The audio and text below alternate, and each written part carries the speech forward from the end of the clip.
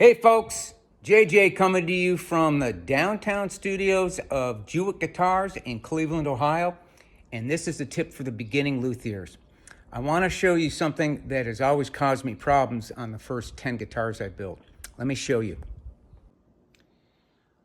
When you glue on your peghead veneer, it's very difficult to cut that angle precisely and square, and also without digging the saw into the neck when it's done.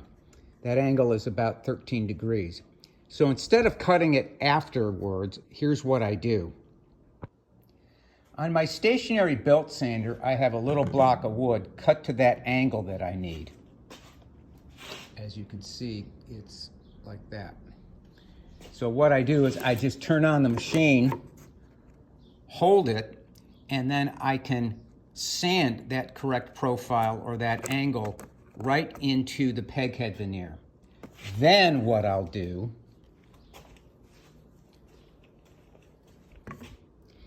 is I'll put a straight edge, or a square on the neck right on the line of the break angle. That way, when I glue it up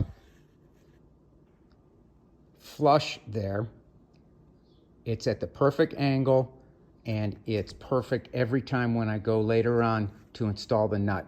So, just a tip to make life easier. And here's a final tip to save you hours of frustration. If you make a peghead sandwich, like what I did here with your face veneer, and then some green veneer, and then some black veneer, glue it together with this polyurethane clear glue. It's non-foaming, it's water clear, but even better, there's absolutely no water in it. So when you take it out of the clamps, or in my case, the vacuum bag, it doesn't curl. It still stays dead flat. If you used a water-based glue like Titebond or something else, that thing would be curled like this.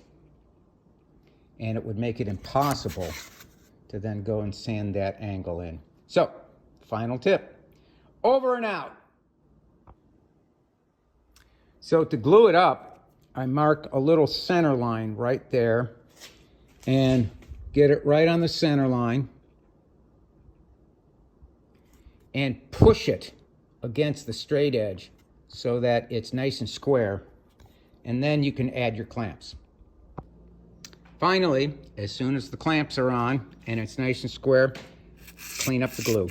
Make sure you get all that glue off.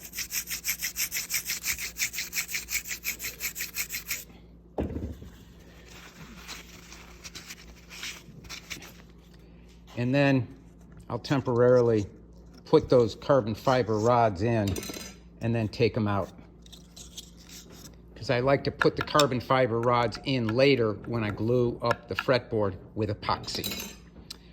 See you later. Oh, and stay cool.